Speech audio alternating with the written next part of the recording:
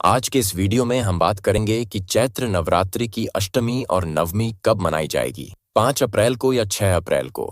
कई लोग इसको लेकर भ्रमित हैं कि कन्या पूजन किस दिन करें, अष्टमी कब आएगी और नवमी किस दिन पड़ेगी, रविवार को या सोमवार को। इस वीडियो में हम आपको बताएंगे शुभ मुहूर्त, सही पूजा विधि और कन्या पूजन के नियम। इसलिए वीडियो को अंत तक ध्यान से देखें ताकि आपको पूरी जानकारी मिल सके। सबसे पहले आप सभी को चैत्र नवरात्रि की हार्दिक शुभकामनाएं। अब आइए जानते हैं कि नवरात्रि में प्रतिदिन पूजा कैसे करें। सबसे पहले स्नान कर लें और साफ सुथरे वस्त्र पहनें। जिस दिन का जो विशेष रंग होता है उसे धारण करें। फिर माता की पूजा करें। दुर्गा चालीसा पढ़ सकते हैं या दुर्गा सप्तशती का पाठ कर सकते हैं। पहले दिन माता को जो माला और फूल अर्पित किए जाते हैं उन्हें पूरे 9 दिन तक नहीं हटाना चाहिए। हर दिन नई माला, फूल और प्रसाद चढ़ाएं, लेकिन पहले दिन की माला नहीं हटाई। मंदिर को साफ रखें और मां दुर्गा की आरती करें। कलश विसर्जन कब करें? नवरात्रि के अंत में कलश विसर्जन नवमी के दिन ही किया जाता है। अगर कोई फूल या माला सूख भी जाए तो भी उसे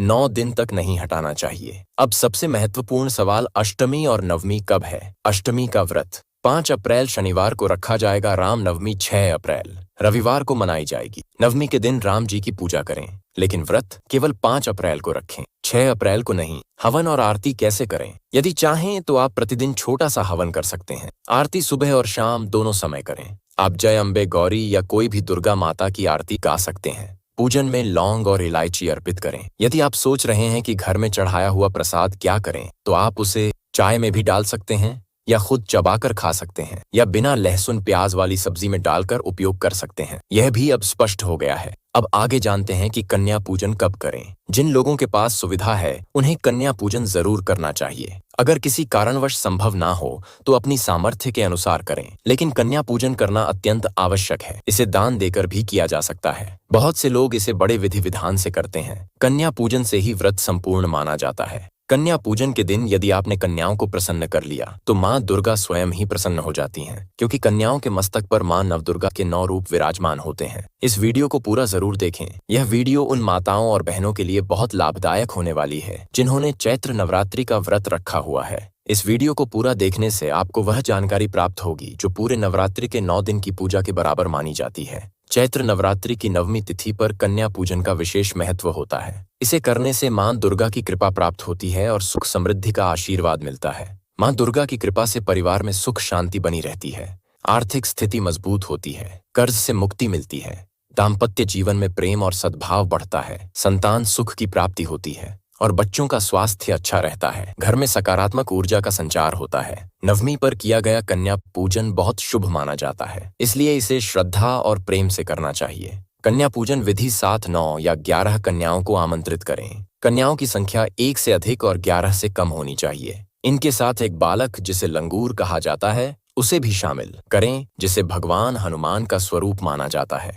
कन्याओं के पैर शुद्ध जल से धोकर उनका आशीर्वाद लें। यदि छोटी कन्या ने आपको आशीर्वाद दे दिया तो समझिए मां दुर्गा ने स्वयं जाकर आशीर्वाद दिया है। तिलक और आरती करें। कन्याओं के माथे पर रोली और चंदन का तिलक लगाकर प्रसाद दें। दक्षिणा और उपहार भेंट करें। कन्याओं को वस्त्र, खिलौने या अन्य उपहार देकर उनका सम्मान करें।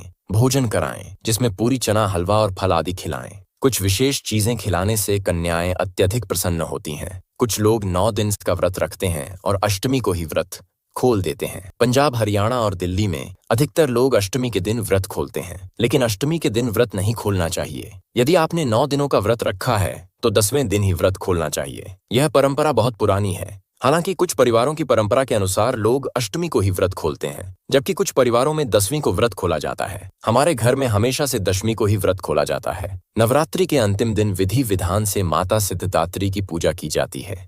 अगर आप नवमी के दिन पूजा कर रहे हैं तो अष्टमी को मां महागौरी की पूजा करनी चाहिए। पूजा करने के बाद दीपक जलाकर और हवन करके माता की आराधना करें। नवमी के दिन हवन करने के बाद आरती की जाती है। इस दौरान फूल माला अर्पित करें, सिंदूर लगाएं और अपनी मनोकामना माता से प्रार्थना करें। अष्टमी के दिन ही मनोकामना का संकल्प लिया जाता है, लेकिन यदि किसी कारण से ना कर पाए तो नवमी को भी कर सकते हैं। मंदिर में जाकर भी संकल्प लिया जा सकता है, और यदि मंदिर ना जा सके तो घर में ही कलश के सामने माता की प्रतिमा या चित्र के सामने संकल्प ले सकते हैं। संकल्प के लिए पीले चावल, हल्दी, दूर्वा, फल या मिठाई अर्पित कर सकते हैं। मंदिर में संकल्प लिया जाए तो वही छोड़ दिया जाता है और घर में करने पर ब्राह्मण को दान दे सकते हैं। पूजा और हवन करने के बाद आरती की जाती है और इसके बाद कन्या पूजन किया जाता है।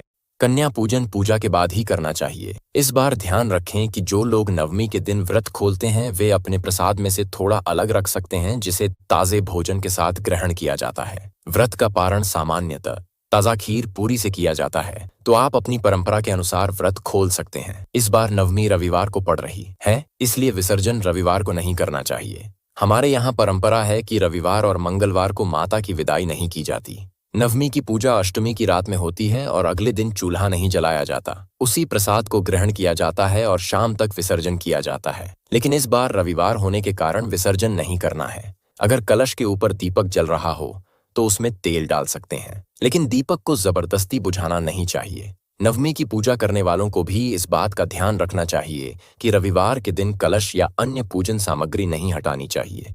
दिनों तक कलश स्थापित किया है, उन्हें भी 6 अप्रैल रविवार को विसर्जन नहीं करना है, बल्कि 7 अप्रैल सोमवार को करना चाहिए। विसर्जन सोमवार को करें और पूजा की सामग्री जैसे फूल आदि दोपहर बाद या शाम को 3 बजे से 4 बजे के आसपास विसर्जित करें। दीपक को जबरदस्ती ना बुझाएं। इस बार विशेष रूप से ध्यान रखें कि रविवार को विसर्जन ना करें, बल्कि सोमवार को विधि पूर्वक करें। नवमी के दिन भी अन्य दिनों की तरह पूजा करें और विधि पूर्वक माता की आराधना करें। शाम की पूजा वैसे ही होगी क्योंकि माता अब भी हमारे घर में विराजमान है। माता के आगमन के चलते हम उसी विधि विधान से पूजा करेंगे। सोमवार के दिन हम कलश को विसर्जित करेंगे। आमतौर पर नवमी के दिन सभी कार्य पूरे करने के बाद शाम तक कलश विसर्जित कर दिया जाता है, लेकिन इस बार रविवार पड़ने के कारण इसे अगले दिन करना उचित रहेगा। अब संपूर्ण पूजा विधि के बारे में जानते हैं। नवमी के दिन हमें माता दुर्गा की पूजा नहीं करनी है, बल्कि अष्टमी के दिन करनी चाहिए। नवमी के दिन भगवान राम की पूजा की जाती है। अष्टमी की पूजा के लिए प्रातः स्नान करके स्वच्छ वस्त्र धारण करें।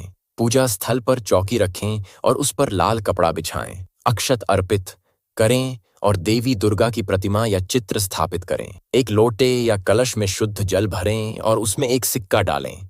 फिर इस पर चावल से भरी एक प्लेट रखें और कलश को माता की प्रतिमा के बाईं ओर स्थापित करें। यह कलश 9 दिनों तक वहीं रहेगा। इसे बार बार पुनः स्थापित करने की आवश्यकता नहीं है। यदि आपके पास गणेश जी की मूर्ति है तो उसे भी पूजा स्थल पर रखें। यदि मूर्ति ना हो तो सुपारी को गणेश जी का स्वरूप मानकर पूजा कर सकते हैं। इसके बाद गणेश जी और माता दुर्गा पर पुष्प और शुद्ध जल अर्पित करें। यदि आप अखंड ज्योत नहीं जला पा रहे हैं तो घी का दीपक जला सकते हैं। दीपक जलाने के बाद गणेश जी, माता दुर्गा, कलश और दीपक का हल्दी कुमकुम से तिलक करें। फिर माता को वस्त्र स्वरूप लाल चुनरी या लाल कपड़ा अर्पित करें और भोग के रूप में बताशे, मिश्री और फल चढ़ाएं। हवन करने की सुविधा ना हो तो एक मिट्टी के दीपक में कपूर जलाएं और उसे केटलोंगनोंग का एक जोड़ा डाल दें। यह हवन पूरे घर में सकारात्मक ऊर्जा का संचार करेगा। इस दीपक को 9 दिनों तक जलते रहने दें, जिससे वातावरण में सकारात्मकता बनी रहे। यदि आप कन्या पूजन नहीं कर पा रहे हैं तो छोटी कन्याओं को आमंत्रित करके उन्हें फल, प्रसाद, मिठाई या दही जलेबी खिलाएं। श्रद्धानुसार उन्हें दक्षिणा भी दें। इसके अतिरिक्त माता के भजन सुनें और उनकी आरती करें। पूजा के अंत में धूप दीप दिखाकर गणेश जी और माता दुर्गा की आरती करें और अंत में अपने मन में हुई भूल चूक के लिए भगवान से क्षमा प्रार्थना करें। यह नवरात्रि पूजा विधि सरल, सटीक और प्रभावी रहेगी। सबसे महत्वपूर्ण यह है कि आपकी श्रद्धा और आस्था माता दुर्गा के प्रति सच्ची होनी चाहिए। सच्चे मन से की गई पूजा से देवी की कृपा अवश्य प्राप्त होती है। दोस्तों, आगे की जानकारी साझा करने से पहले यदि आपने अभी तक कमेंट बॉक्स में जय माता लक्ष्मी नहीं लिखा है तो अवश्य लिखें। आपके कमेंट करने और वीडियो को लाइक करने से हमारा मनोबल बढ़ता है और हम आपके लिए और भी अच्छी जानकारी लाते हैं। अब भक्तों, जानते हैं कि चैत्र नवरात्रि में कौन कौन से कार्य नहीं करने चाहिए। नवरात्रि में भूलकर भी यह 6 कार्य ना करें, वरना माता